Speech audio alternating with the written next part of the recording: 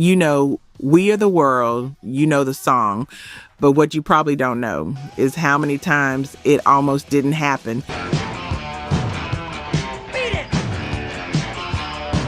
9 separate moments before a single copy ever sold, before $1 of relief ever reached anyone, where the whole thing nearly fell apart.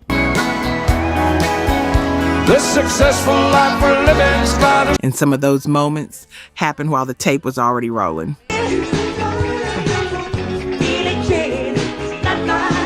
Number 9, Al Jarreau's Wine Crisis. Here's something that doesn't make it onto the official poster of that night.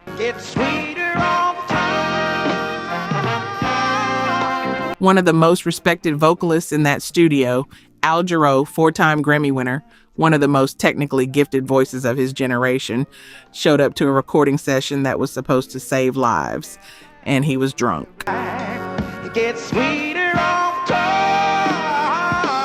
January 28th, 1985, A&M Studios in Hollywood. 45 of the biggest musical artists alive are crammed into one room, straight from the American Music Awards, singing for Ethiopian famine relief. The whole operation was built on precision. One night, one window, one chance to get it right before the opportunity evaporated. Every second of that session mattered, and Al Jarreau, somewhere in the middle of all that wait, had decided to celebrate early. And it's just the way we planned it. Tell you that. Recording engineer Humberto Gatica described it plainly. Jarreau was, in his words, literally over the top in the alcohol section. Opens up the door. He kept forgetting the lyrics, multiple takes. Same problem. And Quincy Jones is already watching the clock bleed while another bottle of wine finds its way into the room. But here's where Lionel Richie had to become something between a producer and a babysitter.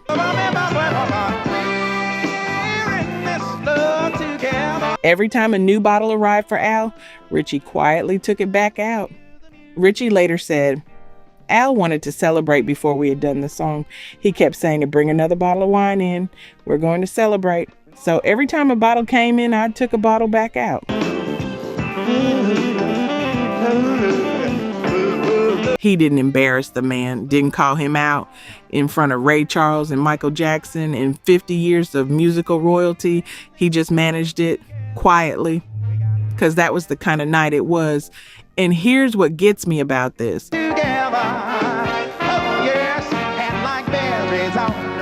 Jarreau wasn't being malicious.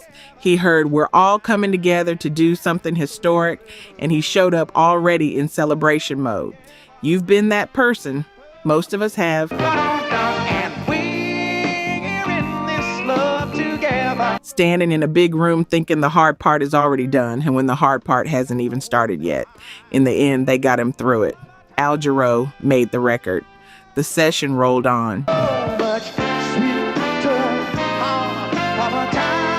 But it was the first signal of the evening, the opening warning shot, that getting 45 of the most famous people alive to do anything together in one room, in one night, was not going to be simple. Number 8, Cyndi Lauper, The Boyfriend and the Bangles. Here is the worst piece of advice anyone gave about a recording session in 1985. Cyndi Lauper, one of the most powerful voices of her generation, almost skipped We Are the World entirely because her boyfriend looked at the invitation and told her the song wouldn't be a hit. He told her to pass.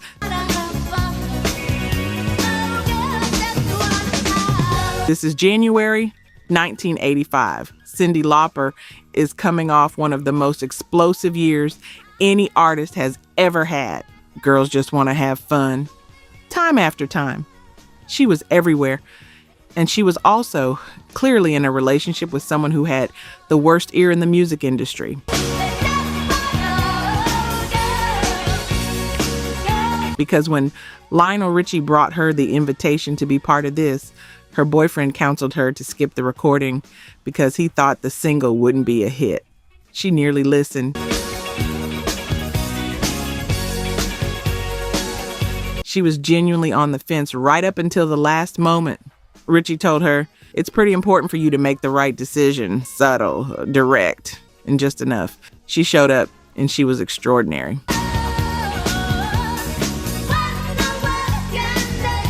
Her vocal, that big, fearless, almost operatic moment when Cindy just opens it up, is one of the most memorable 30 seconds on the entire recording.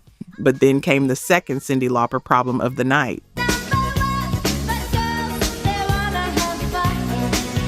Because once she was in the studio, there was a new complication.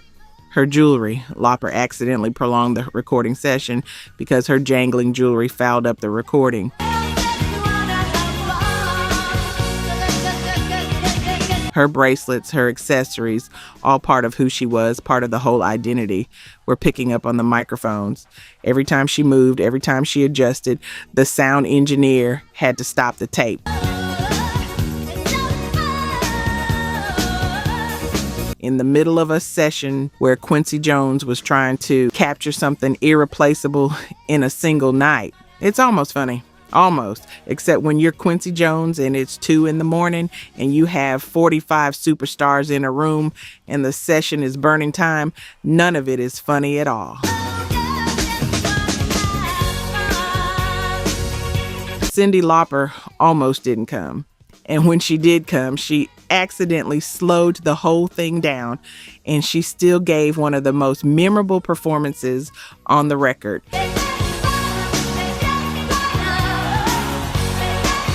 Her boyfriend was wrong. She was right to show up. Sometimes the people who almost don't make it to the room end up being the reason the room is worth remembering. Real talk. Only 9% of you are subscribed. That hurts. We're spending hours digging through archives, fact-checking every detail, bringing these stories back to life. And if you're watching this far, you clearly care. So hit subscribe. It's free and takes 2 seconds. Now, to my subscribers, barely any of you have joined the membership. And honestly, that stings even more. You know the work we put in. You keep coming back. If these videos have ever made you feel something, if this music means something to you, join the membership. It's $1 coffee a month, and it's the only way we keep this going. Let's build this together. All right, back to it. Number 7, Bruce Springsteen, the man who broke his own rule.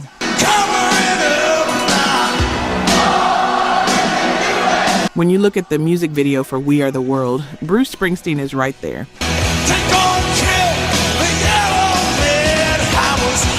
Hoarse, worn down, running on something that has nothing to do with energy and everything to do with will.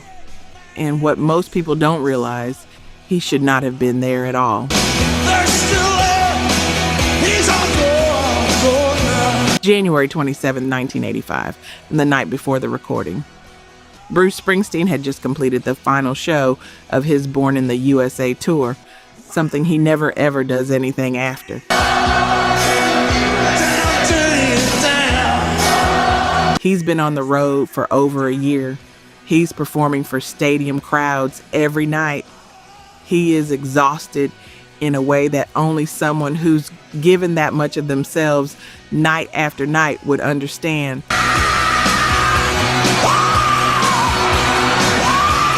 And Bruce Springsteen had a rule the day after the last show of a tour. He rested, he recovered, he was done.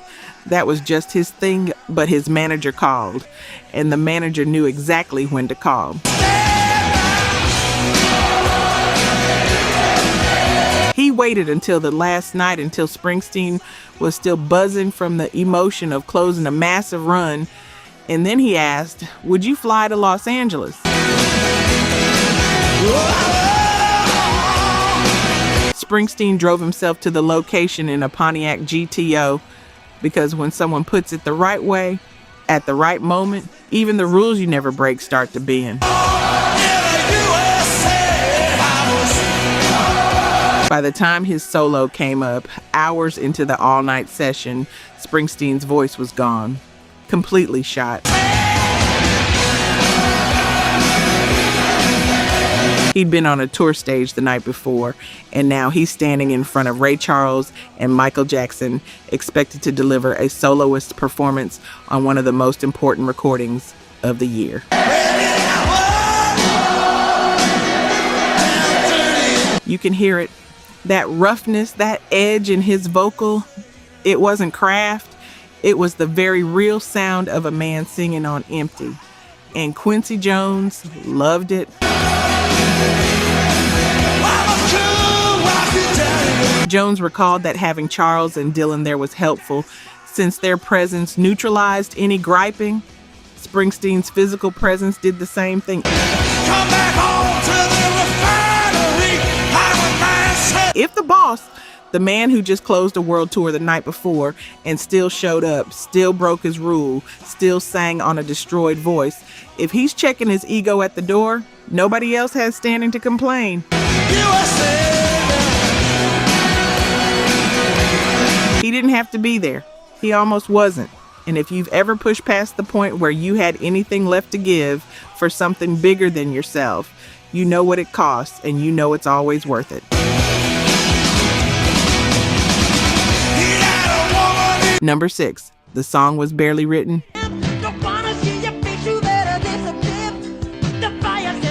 Here's a detail about We Are the World that doesn't get talked about the way it should.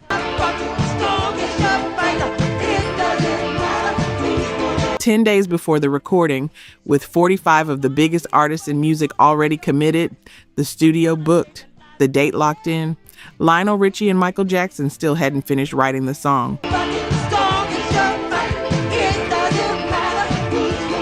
The whole project was built around the night of the American Music Awards on January 28, 1985. Practically every major recording artist in America would be in one city on one night.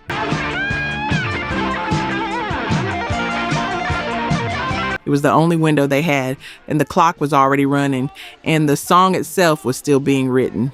The documentary goes back to explore how Jackson and Richie were still working on the song 10 days before the recording session on January 28, 1985.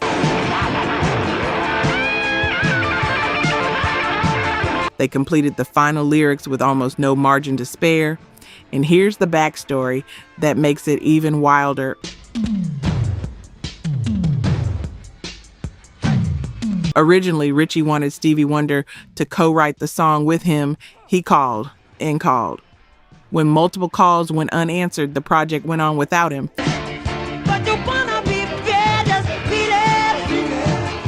When Stevie says, "I'll call you back," you just wait for him to call you back, Richie explained. By the time Wonder eventually connected with the team, the song was already written. Wonder showed up to the demo session and found a finished track sitting there without his fingerprints on it.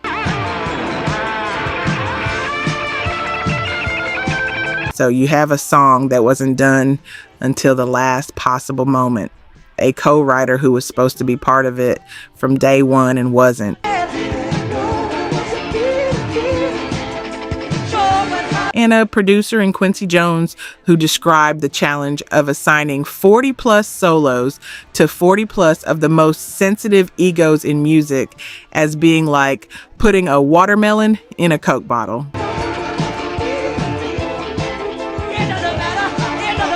But Michael Jackson, and this is the part that genuinely floors me, once he was in, he moved faster than anyone.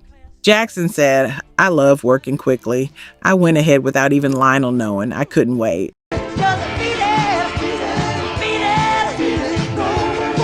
I went in and came out the same night with the song completed. Drums, piano, strings, and words to the chorus. He presented Richie and Jones with a demo they weren't expecting. They were both stunned. That demo became the blueprint, a song that almost had no co-writer, a writing process that went down to the wire. And somehow, out of all of that, came something the whole world eventually knew by heart. Number 5, Sheila E. and the Bait and Switch. She Nobody told Sheila E. the truth about why she was invited that night. And when she figured it out, somewhere deep in the early hours of January 29th, she made a decision you cannot blame her for. Not even a little. By 1985, Sheila E. was her own star. She'd performed The Glamorous Life at the American Music Awards earlier that same evening. She was Prince's creative collaborator. And she had been told specifically that she would have a solo on the record, a verse, her voice on the song. She arrived at that studio believing she had earned her place on her own terms. But as the hours passed, as her time at the mic kept getting postponed, she started to suspect that she'd only been invited to participate as a means of luring Prince, her creative collaborator. It was getting late and I was looking forward to singing one of the verses, but they kept asking, well, do you think you can get Prince here? Again and again. And Sheila E., who is nobody's fool, put it together. She confesses in the documentary that she felt used. Like her purpose in the room wasn't her voice, it was her access. And the worst part is, she wasn't wrong. Behind the scenes, enormous effort was going into getting Prince to walk through those doors. Richie sat on the phone with Prince for a long time saying, Prince, we're all down here waiting on you. There were plans for a direct vocal moment between Prince and Michael Jackson, the two biggest pop stars alive, singing to each other on a charity record. That would have been something, but Prince wasn't coming.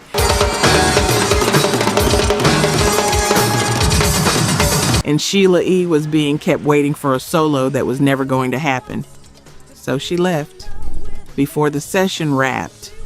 One of the most talented people in that room, a percussionist and vocalist of extraordinary ability, walked out into the pre-dawn hours feeling like a prop. Not an artist, a prop.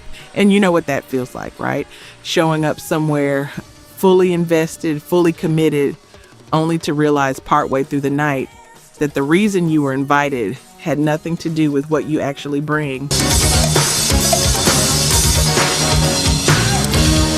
That particular kind of disrespect, the quiet kind, the kind wrapped in smiles and flattery, hits different. Sheila E. had just come off performing her first big hit, The Glamorous Life, that night at the AMAs. She was a new star emerging. She deserved to be there on her own merit. She's spoken about it honestly, without bitterness. She knows the song mattered. She knows what it raised. But the way it happened, that's a quiet injustice that lived inside one of the most celebrated nights in music history. Number 4, Prince says no from a Mexican restaurant. Picture this. It's late at night on January 28, 1985.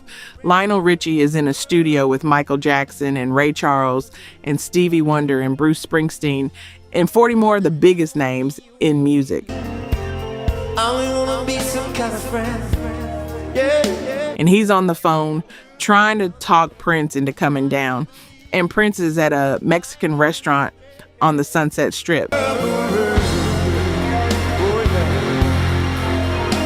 Prince, who was at a Mexican restaurant on the Sunset Strip, offered to do an isolated guitar solo, but that offer came with a condition. It's time we all reach out for something new. He'd need to be alone, in a separate room, not with everyone else. And by the time Richie took that proposal back to Quincy Jones, Jones's response was reportedly swift and unmistakable. He didn't need Prince's guitar. But here's what makes this hurt.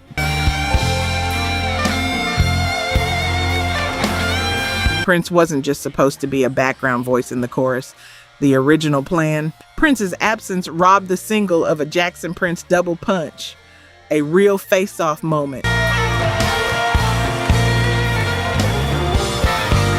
The two biggest pop stars of 1985 singing directly to each other on the charity record of the decade. That would have been 30 seconds of something you never forget. The slot was real. The arrangement was ready for it. One newspaper said Prince did not want to record with other acts. Another report suggested he did not want to participate because the organizer, Bob Geldof, had called him a creep. The exact truth is still a little murky. What's clear is that he wasn't coming, and Prince donated an exclusive track, For the Tears in Your Eyes, to the We Are the World album instead. A different song, an alternative gesture, but not what that night needed from him.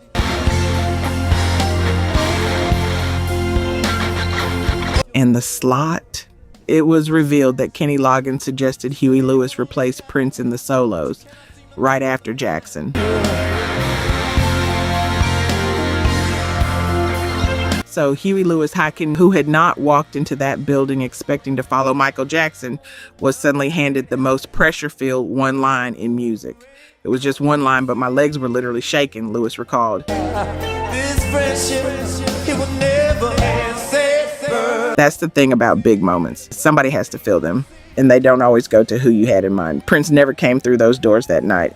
The Jackson-Prince duet exists only in the imagination of people who know the story.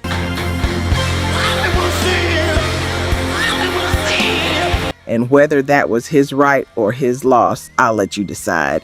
Some people say he was protecting himself. Some say he missed the moment of his generation. You probably already know which side you're on. Number 3, the Swahili Showdown. Waylon Jennings walks out. It's somewhere around 3 in the morning. The session has been grinding for hours. People are exhausted, giddy, running on adrenaline and coffee and something that might be called shared purpose. And then Stevie Wonder, brilliant, generous, deeply committed to this cause, steps forward and says he thinks the group should sing a line in Swahili. And in the space of about 60 seconds, the whole night nearly collapsed. Ain't nobody feeling no pain. The idea wasn't arbitrary. Wonder cared profoundly about what this recording meant to the people it was being made for. He wanted the song to carry that weight in the music itself, and he had done something that almost nobody else in that room had done.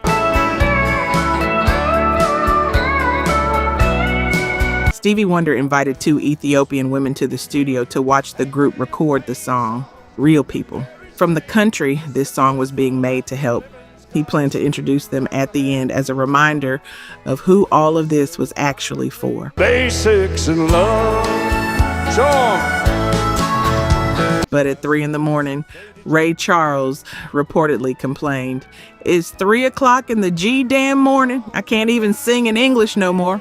And Waylon Jennings, legendary, ornery, never one to soften what he was thinking, said it plainly.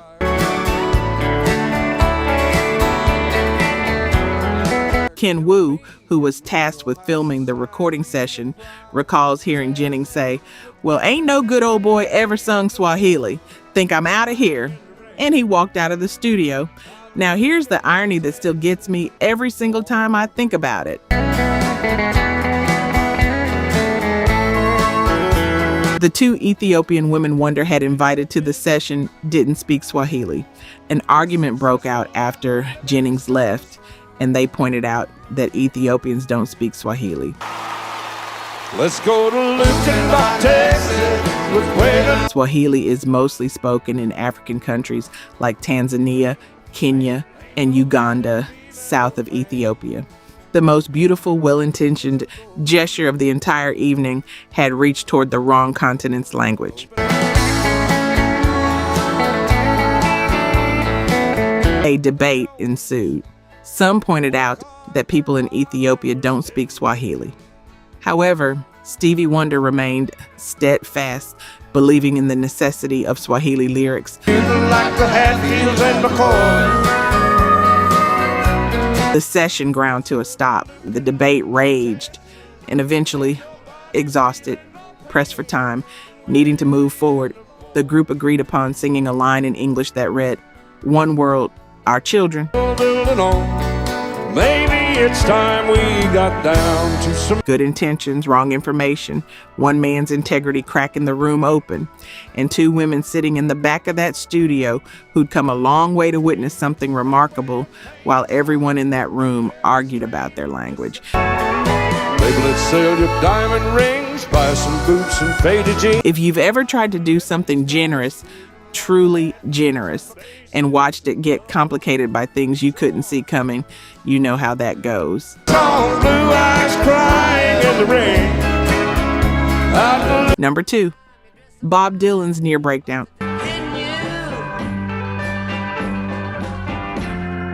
Bob Dylan once recorded 15 songs in a single day for Blood on the Track. A man so comfortable in a studio that the roughness of his voice wasn't something to fix. It was the music. One of the most prolific and instinctive recording artists who ever lived. When he stepped up to the microphone at A&M Studios on January 28, 1985, he completely fell apart. By that point in the session, Dylan was among the last major soloists to go. Hours had already passed. The room was full. Ray Charles, Michael Jackson, Tina Turner, Bruce Springsteen, and every eye in that studio was on him. Getting Dylan there at all had been its own small miracle. He was notoriously reclusive, unpredictable, nearly impossible to work with in group settings. He showed up anyway, and then he stood at the microphone, and Ken Cragen, who was behind the iconic recording session, recalled Bob Dylan, when he was recording his solo piece, stepped up to the microphone and sounded nothing like Bob Dylan. He was so nervous because he was not used to recording with all these other stars there. Lionel Richie later confessed simply, poor Bob was having a nervous breakdown. The man who had redefined American songwriting for 20 plus years couldn't access his own voice. He was trying to match the kind of vocal precision everyone around him was delivering. And in doing so, he lost the thing that made him Bob Dylan in the first place. Jones had to clear the studio. Most of the room stepped out. The only people left, Richie Jones and the Secret Weapon, Stevie Wonder. Stay with me on this one. It was Wonder who ended up being the secret agent, playing the chords for Dylan and mimicking his voice as he sang, which then helped the folk singer feel comfortable singing himself. Stevie Wonder, sitting at a piano, gently playing the melody, started doing an impression of Bob Dylan. His mannerisms, his phrasing, the way he lands on a note sideways and still makes it work. Not for laughs, not to be condescending. To say, this is who you are, this is what only you can do. Just be that.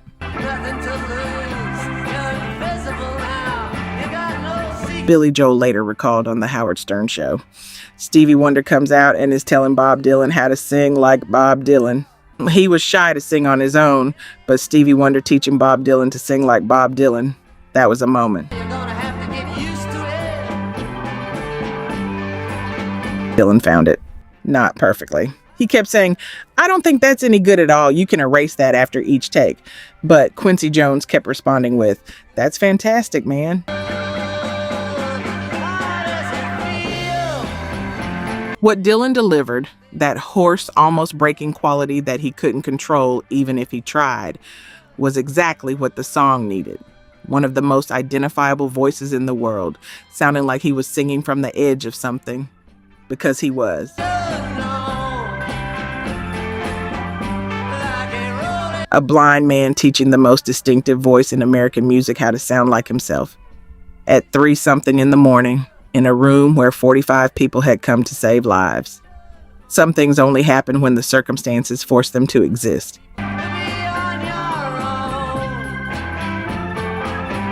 Number 1. Michael Jackson almost didn't do it. The entire project rested on one decision, one man, one word. And the man who held that decision in his hands, the most famous human being on the planet in January of 1985, looked at We Are the World and said he'd rather not be on it. Think about what that moment actually meant.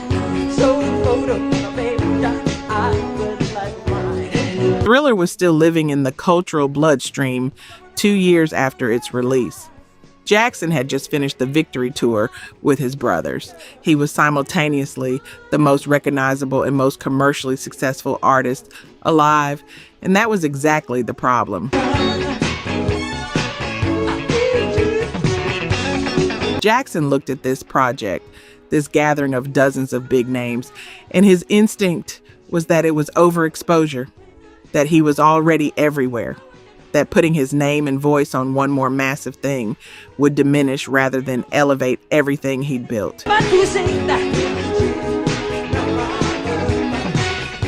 He didn't want to sing or be on the video. He thought it was overexposure at first, Jones said in an audio clip from the documentary. He was a co-writer. He and Richie had spent weeks on those lyrics together, and he still almost let someone else stand at that microphone in his place. It was Quincy Jones who talked him into it. Jones said flatly, "I talked Michael into it. That would have been one of the biggest mistakes of his career if he hadn't shown up." Jackson didn't just show up. He skipped the American Music Awards, the event every other artist came from, directly to the studio, and arrived at A&M Studios at 8 in the evening, alone. He was the first one there. He recorded his solo parts with Jones before anyone else arrived, in an empty room, on his own terms, the way he was most comfortable working. And by the time 40-plus superstars started filing in around 10 o'clock, Michael Jackson had already laid down the performance that opened the song. That opening. There comes a time when we heed a certain call. The very first voice you hear, the voice that sets the temperature for everything that follows. That tells you this is serious. This matters. Jones later reflected on how Jackson's presence shifted the entire atmosphere, and how his involvement was what made the collaboration possible in the first place. Without his name attached, the artist list looks different, the calls don't get returned, the room doesn't feel the same way. He almost said no. The voice that opens the song, the name that made every other artist say yes, the man who spent weeks writing lyrics for people he'd never met in a country he'd never been to. He almost wasn't there. The song went on to shoot to number 1 in countries around the world and became the fastest selling single of all time at its release. It is estimated that some $60 million was raised for famine relief due to the song. People who survived because of that money are alive because Michael Jackson changed his mind.